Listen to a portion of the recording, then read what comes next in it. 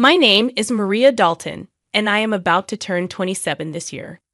I've been married to my husband for 5 years now, and we have a son named Martin who just turned 4. Initially, after tying the knot, I worked as a full-time employee, but now I'm working part-time at the same company. My husband is 3 years older than me at 30. I was initially swept off my feet by Kevin Carlton's passionate gestures, which ultimately led us to date and eventually get married. However, Kevin's demeanor shifted after marriage, revealing a more domineering side that I hadn't seen before. Kevin's sister, Jane Dalton, who is 20 years old, seems to hold a special place in his heart, perhaps due to their significant age gap. Before our marriage, I didn't pay much attention to their dynamic, assuming they got along well. However, after tying the knot, I started noticing changes in Jane's behavior. Jane frequently drops by our house unannounced, expecting to be catered to regardless of the time. She never brings any gifts or shows any appreciation during her visits. Instead, she acts as though I'm invisible, addressing only Kevin with a casual "brother, I'm here again." Despite my discomfort, Kevin always accommodates Jane's demands, even if it means inconveniencing me. For instance, during dinner, Kevin invites Jane to eat, leaving me to scramble and make do with what's available, regardless of my prior preparations. When I express my concerns to Kevin, he brushes them off, insisting that I should accommodate his sister. Kevin's preferential treatment towards Jane is evident, and it often leaves me feeling marginalized and disheartened. Despite Jane's verbal apologies, her actions suggest she revels in Kevin's attention at my expense. Left to fend for myself during meal times, I'd often resort to leftovers, resigned to the fact that I'm on the lower rung of Kevin's priorities. This pattern repeats when Jane requests a private conversation with Kevin, prompting me and Martin to relocate, once again highlighting my secondary status in our household. As Martin and I finish our meal and head to the kitchen for cleanup, I can't help but feel the weight of Kevin's favoritism and Jane's entitlement, casting a shadow over our family dynamic. I find Kevin and Jay chatting happily on the sofa, ignoring the dishes left untouched on the dining table. Their negligence toward cleaning up suggests they see me not as a wife or sister-in-law, but more like a maid. They don't acknowledge Martin either, treating him as if a maid brought her child to work. While I'm cleaning up in the kitchen, about to take a bath with Martin, Kevin loudly calls me, despite the late hour nearing 8 p.m. He demands that I buy a cake for Jay immediately, specifying where to get it, despite the inconvenience it poses to Martin's bedtime. Jane adds to the pressure, insisting she wants it now, and Kevin rushes me, displaying his frustration at my hesitation. Knowing I'll inevitably have to go, I reluctantly agree to buy the cake, aware that a shop near the station closes at 9 p.m. As I prepare to leave, I overhear Kevin and Jane's conversation, criticizing me loudly, questioning why Kevin married me. Reluctant to leave Martin behind, I bring him along. While getting him ready, I hear Kevin's threatening tone from the living room, causing Martin to sense the tension, even if he doesn't understand the words. Suppressing my emotions, I ask Martin what kind of cake he wants, and he brightens up, expressing his preference for a fruit-loaded one. Our trip to the cake shop becomes a momentary escape from the conflict, as Martin excitedly discusses cake flavors. We reach the shop just before closing time, luckily finding the cake Jane wanted. I buy 2 cakes, including the fruit-loaded one for Martin. Returning home, I serve the cakes to Jane and Kevin, then prepare Martin's cake.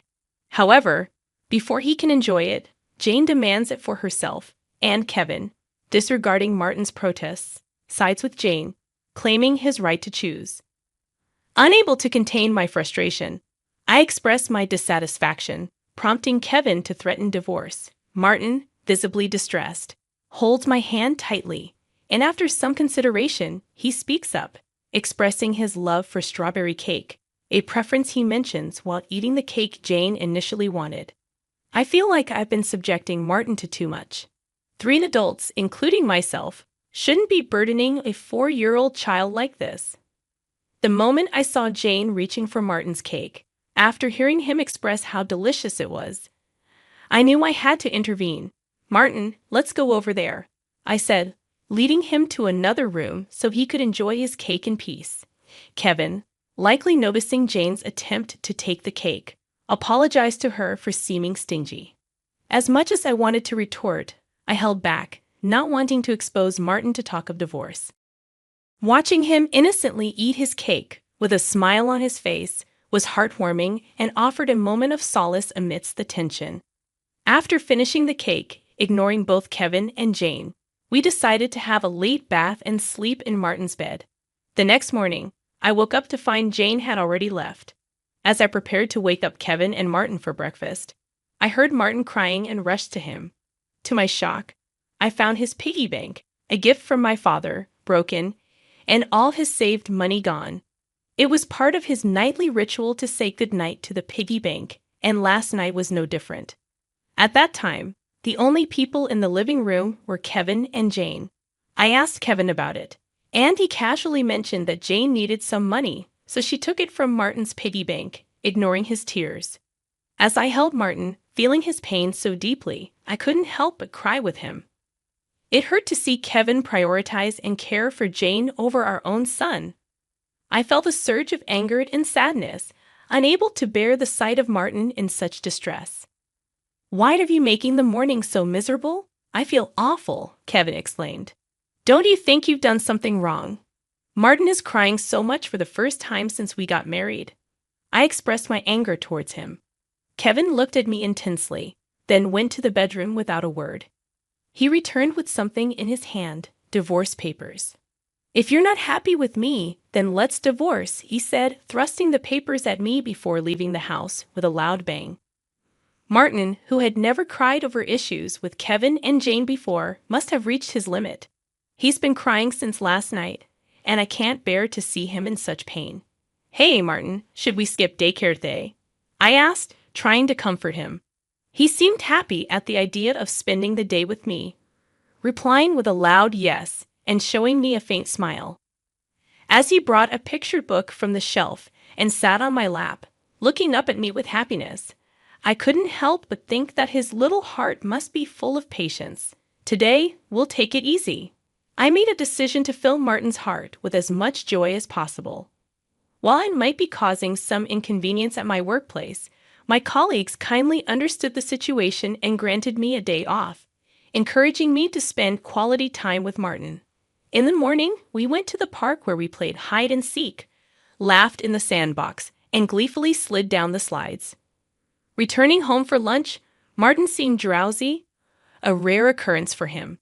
Normally, he can nap by himself, but today he fell asleep on my lap, reminiscent of his baby days.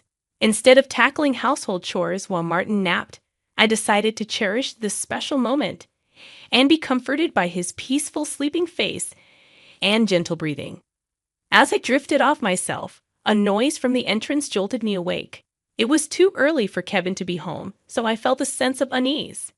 Quickly, I gathered Martin and only essentials, hiding in the bedroom closet. My heart raced as I heard footsteps approaching. Then, a familiar voice echoed through the house. It was Jane, trembling with fear. I listened as she rummaged through drawers, muttering about something she couldn't find. After a brief call to Kevin, Jane left, locking the door behind her. Emerging from the closet, I put Martin back to bed, pondering what had just transpired. I couldn't shake the feeling that Kevin was involved somehow, and I began to question his actions. Feeling a mixture of disgust and fear towards Kevin, I hastily packed essentials for Martin and myself. By the time Martin woke up, I was ready to go. "Martin, let's go to Grandpa's place," I said, and we headed to the station, taking a train to my parents' house. Thankfully, my parents' home was nearby, and we arrived quickly. Although I hadn't informed them beforehand, they welcomed us with open arms, sensing something was amiss. Their pet dog immediately brought joy to Martin, and they played together happily. Feeling relieved, I confided in my parents about the unsettling events with Kevin and Jane. We discussed the possibility that Jane may have been searching for my belongings, particularly my cash cards. Reflecting on my mother's insight, I remembered my successful experience in launching an online shop for handmade goods with my friends. Before getting married, I was well known in the handmade industry, serving as the CEO of my own shop. As the business flourished, I made the decision to tie the knot. However, my priority shifted towards raising my child, prompting me to entrust the company to my reliable friends until I settled into parenthood. Although I still hold the CEO position, I primarily work part-time from home, managing the company remotely. Surprisingly, my husband, Kevin, is unaware of my continued role as CEO, although he knows about my previous position and suspects that I've saved a decent amount of money. I've intentionally kept details about my CEO status and savings from Kevin, mainly due to his poor financial habits. Despite earning a substantial income, Kevin spends recklessly, leaving little for essential expenses. He allocates a mere $200 per month for food, insisting I become a full-time homemaker.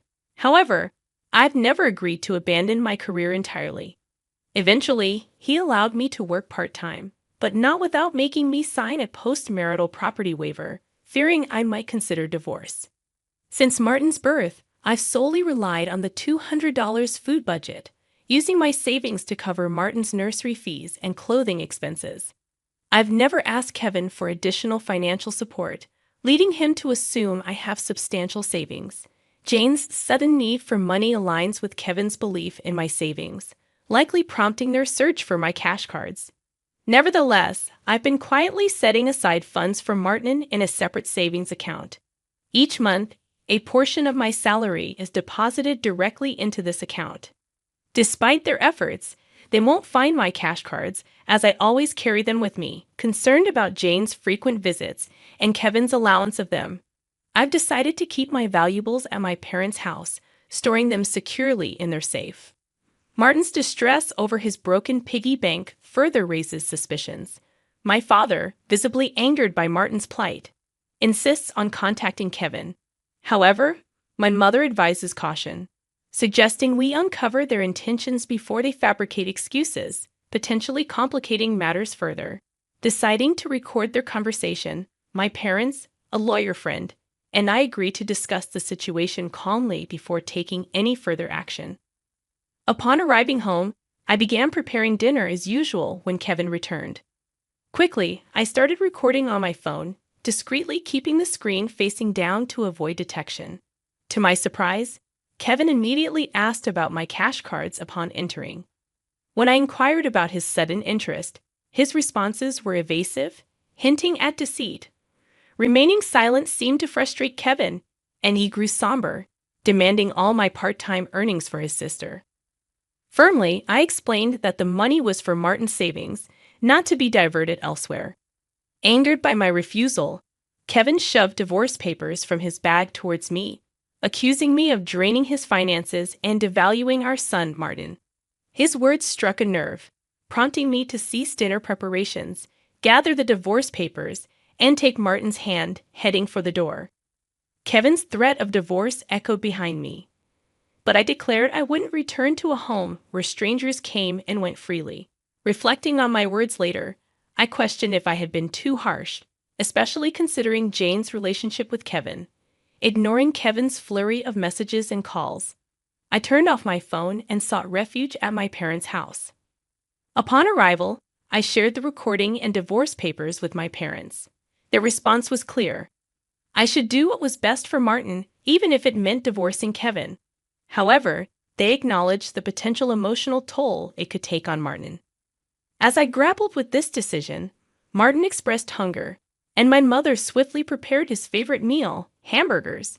Tears welled in my eyes as Martin, with a heart full of kindness, shared his happiness with us. Overwhelmed by his gesture, I couldn't contain my emotions, and my father reassured Martin that my tears were of joy. Martin's innocent remark about Jane's absence brought forth more tears, and I embraced him tightly. Witnessing this exchange, my father's eyes mirrored my emotional turmoil, highlighting the weight of the situation on our family. I turned to Martin and remarked, "Isn't it wonderful to be with family?" His surprise was evident as he questioned whether Dad had only considered Jane as family. My father gently affirmed that, indeed, it was just us: Mom, Grandpa, Grandma, and Martin. Then he asked Martin if he wanted to stay with us as part of our family. With a laugh, Martin replied, "Of course. We're family," bringing smiles to everyone's faces. As we enjoyed our meal, filled with laughter and lively conversation, I couldn't help but wonder when was the last time we had such a natural, joyous gathering. Despite my contemplation of divorce, the happiness of the moment convinced me to go through with it and inform Martin. Although discussing divorce weighed heavily on my heart, Martin seemed to understand, expressing his happiness at living as a family. He eagerly embraced our pet dog, referring to him as his younger brother, despite the dog being older. Preparing for the divorce, I swiftly contacted a lawyer, arranging to meet the next day. That night, Martin slept peacefully with my father and the dog, their faint laughter offering comfort. As I laid in bed with my mother, memories of my childhood flooded my mind, lulling me to sleep. The next day, I was inundated with over 200 calls and messages from Kevin, showcasing his emotional turmoil. Exhausted by his instability, I turned off my phone once more. Meeting with the lawyer, we formalized the divorce proceedings. The lawyer explained that Kevin had become entangled in Jane's substantial debts, using my savings as a solution. Despite Kevin's attempts to reconcile, the divorce had been finalized. Later, I received a call from Kevin, his tone markedly different, devoid of aggression. He confessed to spoiling Jane and feeling jealous of Martin. Despite his plea for reconciliation, I remained resolute in my decision. Returning to my parents' house, I decided to stay until Martin grew up. Meanwhile, I resumed my role as company president, explaining the situation to my colleagues. Subsequently, Kevin and Jane were disowned by their parents due to their debt and the divorce, now living in a cramped apartment, constantly blaming each other. However, despite their turmoil, I found solace and happiness in being with my family.